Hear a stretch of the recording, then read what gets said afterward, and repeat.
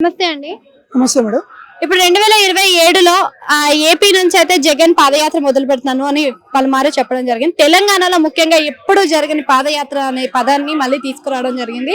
కేటీఆర్ 2027లో పాదయాత్ర చేస్తున్నట్టుగా ఇన్ఫర్మేషన్ అవుతుంది. మరి ఒకవేళ పాదయాత్ర చేస్తే ఏ విధంగా ఉంటుందంటారు? మంచిగానే ఉంటుంది కదా. అంటే ఎప్పుడు కూడా ఇలాంటి పాదయాత్రలు మనం చూడలేదు కదా తెలంగాణలో.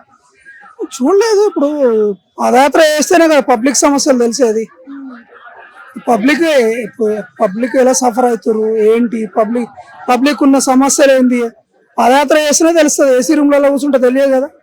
ఎవరైనా ఏ రాజకీయ నాయకుడైనా పాదయాత్ర చేస్తేనే ప్రజా సమస్యలు తెలుస్తుంది. దాని ప్రకారం ప్రజాపాలన చేయనీకి వస్తుంది. చేయడం మంచిదే. అంటే మార్పు వస్తుందంటారా? ప్రజల్లో ఏమైనా మార్పు వచ్చే అవకాశం ఉందంటారా? వస్తుంది ఖచ్చితంగా. పబ్లిక్ దగ్గరికి పోయినప్పుడు ఖచ్చితంగా మార్పు అనేది వస్తుంది కదా. ఎంతో కొంత ఖచ్చితంగా మార్పు ఉంటుంది. అంటే ఇప్పటికే చాలా కాంగ్రెస్ పార్టీని వ్యతిరేకిస్తున్న పరిస్థితి కనిపిస్తుంది తెలంగాణలో ఎక్కడ చూసినా కూడా. మరి తెలంగాణ ప్రభుత్వంలోని ఏ ప్రభుత్వం ఎక్కువగా ముందంజలో ఉందంటారు? అంటే కాంగ్రెస్ బీఆర్ఎస్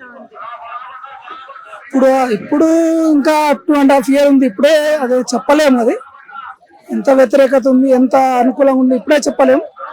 కానీ ఏ రాజకీయ నాయకుడు ప్రజల దగ్గర పోతే ప్రజల సమస్యలు తెలుసు, అదైతే మంచిదే.